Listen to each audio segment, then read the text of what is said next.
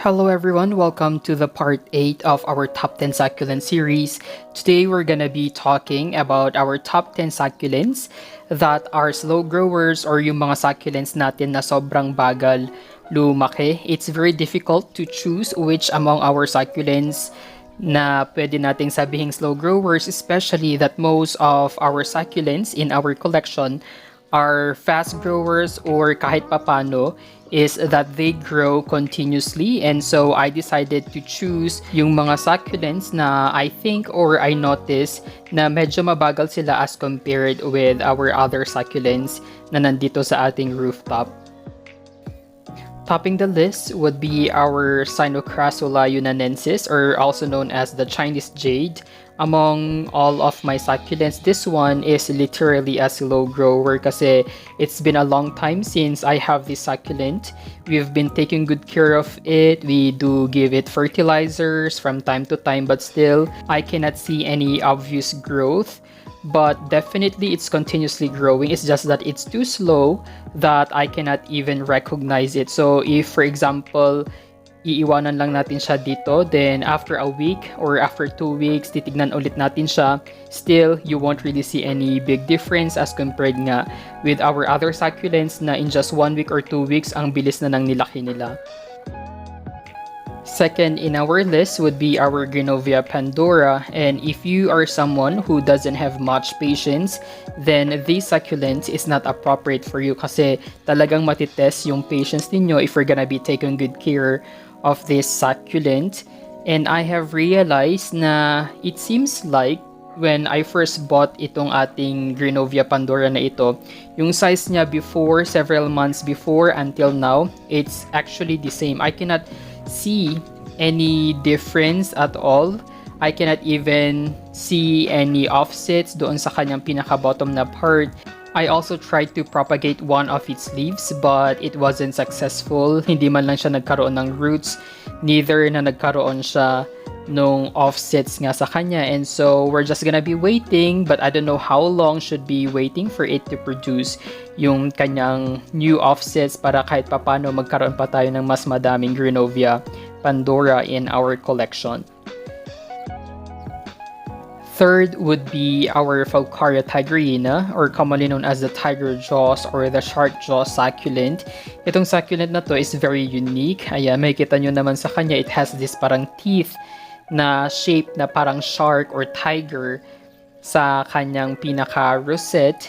And even if na it's a unique looking succulent, medyo mabagal nga yung kanyang pag-grow. It will be producing a lot of offsets from time to time, but of course, it took me almost a year para magkaroon siya ng ganito kadami na offsets, and definitely, hindi niya pa nga na-fill in yung buong pot na ito kasi napakalit lang nitong pot size natin. Here, I think it's only 4 centimeters in diameter, but ganito lang yung kanyang pinaka-growth in almost a year na under our care. But anyway, it's still a very good looking succulent na kahit na mabagal siyang lumaki, I really enjoy looking at it from time to time. Another one would be our Echeveria Black Rose. It's already 6 months under our care, but nothing really changed in that 6 months time. No offsets, not even a single leaf propagation has been done, and I didn't even know that this succulent exists dito nga sa ating collection kasi it's been a long time talaga since nabili natin ito, and ngayon ko lang siya napansin nung I'm trying to look for a succulent na slow grower, and true enough, talagang hindi man lang ako nagulat na existing pala itong ating Black Rose kasi kung gaano siya kalaki nung nabili natin siya, almost same. Siguro nadagdagan lang siya ng 2 or 3 leaves, but that's it. Nothing really changed. Although, itong succulent na to kasi, maganda siya pag fully stressed na siya kasi it will be giving us this parang dark brown to almost black na color. A common succulent na you can possibly avoid if you're a beginner in growing succulents would be our Shrek's ears kasi nga napakabagal nilang lumaki. You might be thinking na if it's your first time tapos ito pa yung succulent na una nyong nabili, baka ma-frustrate lang kayo kasi hindi talaga siya lumalaki agad. Dito sa pinaka bottom na part, you would see na talagang medyo thick na, nagiging woody na yung kanyang pinaka-stems. Although, yung leaf propagations nitong ating mga Gollum Jade or our Shrek's ears are also good. Kumbaga, malaki yung chance na mag-propagate sila through leaves, except that, syempre, napakabagal nga nilang lumaki. And so, ito yung mga succulents na we can just simply ignore kasi madali naman siyang alagaan. It's very low maintenance. And so, it's best na ilagay lang natin siya sa isang area and leave it there.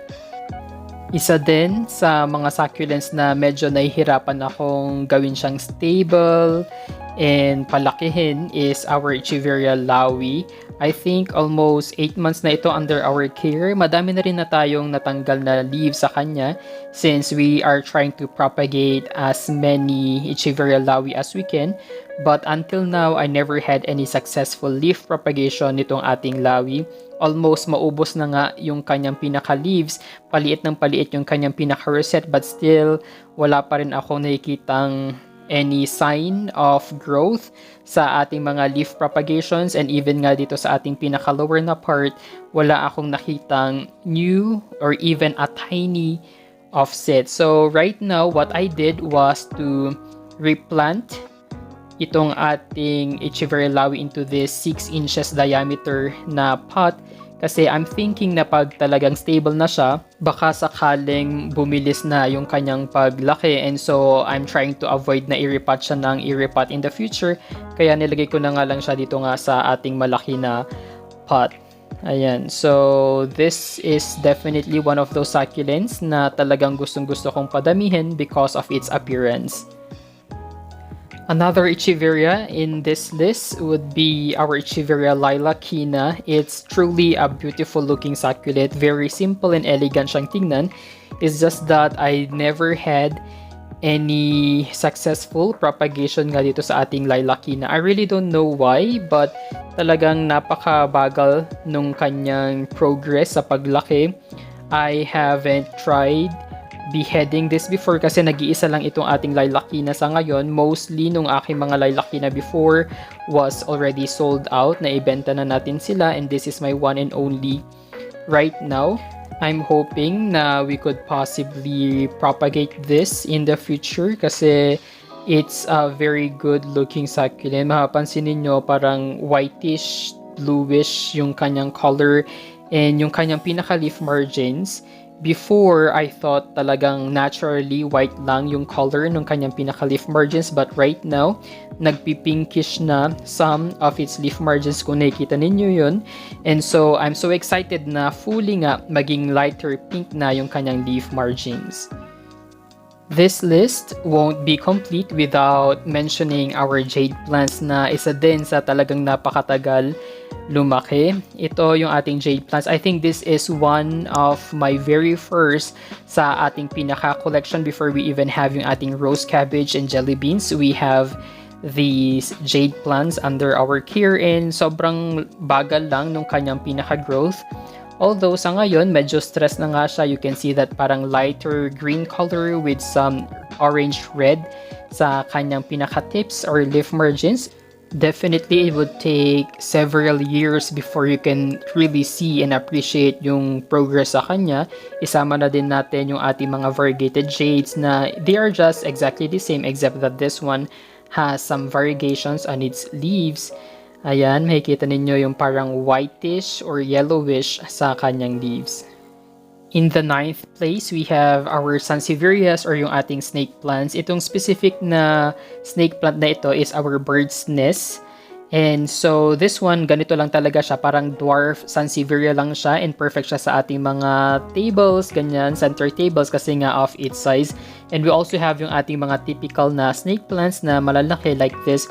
Although, if you're gonna be having this in your collection, talagang napakabagal nilang lumaki. This one is, by the way, flowering already. Ayan, ganyan na yung itsura niya. It would also take a lot of time before nga magkaroon ng flower yung inyong mga snake plants. But definitely, pag nag-flower sila, it's also very rewarding to see that bloom.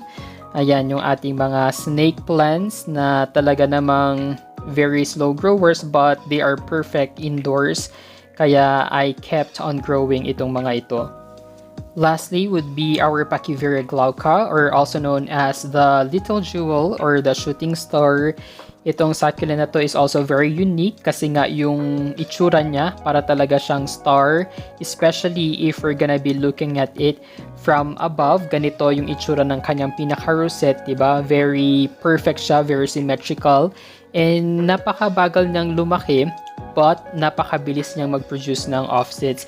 Dito sa pinakababa, there are a lot of offsets. Doon sa bandang likod, we still have 3 more little offsets na we have noticed earlier. Ayan, so even if na napakabagal niyang lumaki, it's also good kasi nga pwede siyang ilagay as center table pieces kasi nga of its size. Ayan, so this would be our 10th para sa ating slow-growing succulents.